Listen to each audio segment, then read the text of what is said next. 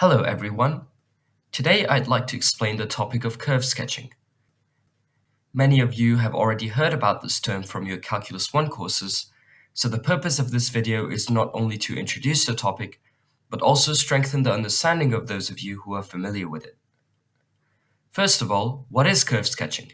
The phrase is pretty self-explanatory, but I'll elaborate more on what it means by sketching curves. Let's say we have some function f of x equals to x squared divided by x squared plus 1, and we want to know how this function looks like. Of course, we can plug its equation into graphing software like Desmos, but the reason we want to sketch the curve ourselves is to gain a deeper and cohesive understanding of the concepts involved. If you asked your friend, or now AI, to do all your algebra problems in high school, you would have a difficult time in your higher level math courses. The same applies here. By learning these concepts, you not only develop your critical problem-solving skills, but you also set yourself up to learn harder concepts. Anyway, let's jump right into it. The function we want to sketch today is f of x equals to x squared minus 1 divided by x cubed. The first question we want to ask ourselves is, what is the domain of this function? In other words, what x values are valid inputs for f of x? Domain restrictions usually come from dividing by 0 and taking an even root of a negative number. Here, we can see that if we plug in x equals 0, we end up with negative 1 divided by 0, which is a problem. Other than this value, we don't really see any other invalid values for x, so we can conclude that the domain is every real number other than 0. Now, we move on to the intercepts. This part is also quite straightforward. We plug in x equals 0 for the y-intercept and y equals 0 for the x-intercept. Again, just to recap from high school, that the reason why we plug in x equals 0 for the y-intercept is because the y-intercept occurs when the graph touches the vertical line located at x equals 0. Using similar reasoning, the x-intercept occurs when the graph touches the horizontal line located at y equals 0. Before we continue, remember from our domain analysis that x equals 0 is not a valid input for f of x, so this graph doesn't even have a y-intercept. This is why we usually check for the domain first. Anyway, by doing some algebra, the x-intercepts are located at x equals 1 and x equals negative 1. The next thing we want to check is the function symmetry. I first need to explain what I mean by a function symmetry, as some of you may be new to this topic. For our cases, a function can have one of three types of symmetries. To motivate the definitions, I will give an example of each type. If we take a look at y equals x squared, we can see that the graph of this function is symmetrical about the y-axis. In other words, if we plug in some value for x, the output will be the same as plugging in negative x as shown. We call this function an even function, where f of x is equal to f of negative x. The notation might seem unintuitive, but if you think about it, it's just what we are showing here. Plugging in x and negative x for any value yields the same output. For the next type, we'll look at y equals x cubed. This one is a bit harder to notice, but if we plug in some value x and compare its output to the output of negative x, we can see that the sign is flipped. In other words, f of x is equal to negative f of negative x. Once again, this notation is expressing what we are showing here.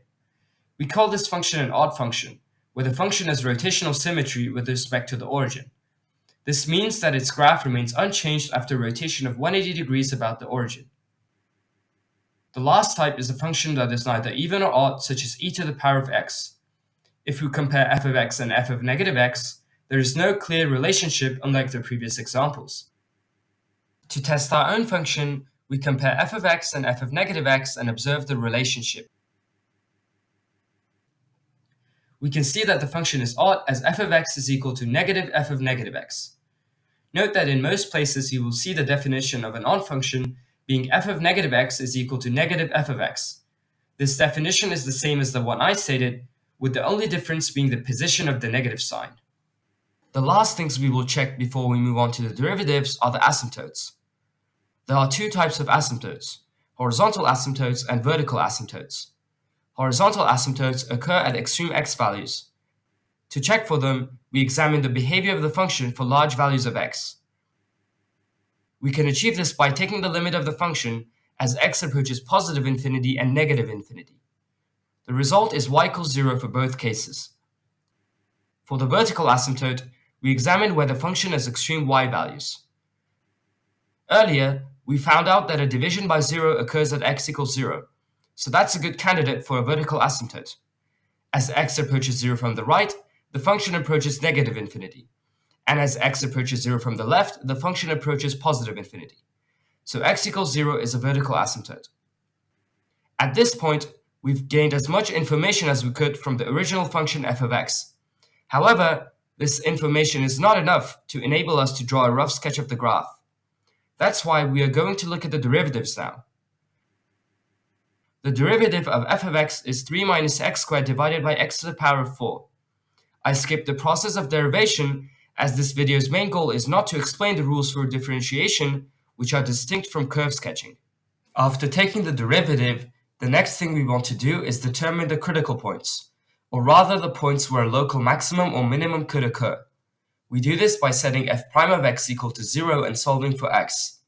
This is equivalent to finding the x values where the slope of the function is 0, as local maxima and minima occur when the function's rate of change is 0. Solving for x, we get x equals square root of 3 and x equals negative square root of 3. To obtain the y-coordinates of the 2 points, we simply plug in the x values into f of x. We don't have enough information yet to determine whether these points are local maxima, minima, or neither, but we will come back to them in a bit. We also need to consider singular points, which are points where the derivative does not exist. Clearly, that occurs when x is 0, but earlier we found out that a vertical asymptote occurs there. Anyway, to summarize this information, we use an interval line as follows. We label the critical and singular points on the interval to indicate that they are points of interest. The next thing we want to know from the first derivative is in what intervals the function is increasing or decreasing. In other words, we want to check for what ranges the function has a positive or negative slope. We do this by choosing random test points in each of the subintervals of the main interval line. The signs of these random test points determine whether the function is increasing or decreasing in that specific subinterval. Now the increasing and decreasing intervals should be clear from the subintervals. The function is increasing for all values between negative square root of 3 and 0, and for all values between 0 and square root of 3. Furthermore, the function is decreasing for all values between negative infinity and negative square root of 3, and for all values between square root of 3 and infinity. After obtaining this information, we can determine the local maxima and minima of the function. As we can see, the function changes from decreasing to increasing at x equals negative square root of 3. At x equals square root of 3, the function changes from increasing to decreasing. This means the local minimum occurs at negative square root of 3, and a local maximum occurs at square root of 3. Since x equals 0 is a vertical asymptote, no points exist there. Now, since we've obtained as much information as we could from f prime of x, we move on to the second derivative, f double prime of x. The second derivative is 2 times x minus square root of 6 times x plus square root of 6 divided by x to the power of 5. Once again, we skip the derivation process, as the main goal of this video is to demonstrate curve sketching. After taking the second derivative, the next thing we want to do is determine the points of inflection, or rather the points where a change in concavity could occur in the graph. Similar to what we did for the first derivative, we achieve this by setting f double prime of x equal to 0 and solving for x. This is equivalent to finding the x values where the slope's rate of change is 0, as a change in concavity occurs when the second derivative changes sign. Solving for x, we get x equals square root of 6 and x equals negative square root of 6. Just like the critical points, the y-coordinates of these points can be obtained by plugging the x values into f of x. We don't have enough information yet to determine whether these are points of inflection or not, but we will come back to them later just like we did for the critical points. Now, similar to the singular points, we need to consider the points where the second derivative is undefined. In our case, only x equals 0 is undefined, and we know that's a vertical asymptote. Like before, we draw a second interval line to summarize the information gathered so far. We create the subintervals by labeling the potential points of inflection and a vertical asymptote. The last thing we want to know from the second derivative is in what intervals the function is concave up or concave down. In other words, we want to check for what ranges the second derivative is positive or negative. Once again, we do this by choosing random test points in each of the subintervals of the main interval line. The signs of these random test points determine whether the function is concave up or concave down in that specific subinterval. Notice how this whole process with f double prime of x is very similar to what we did for f prime of x. Anyway, the concave up and concave down intervals should be clear from the subintervals now. The function is concave up for all values between negative square root of 6 and 0, and for all values between square root of 6 and infinity.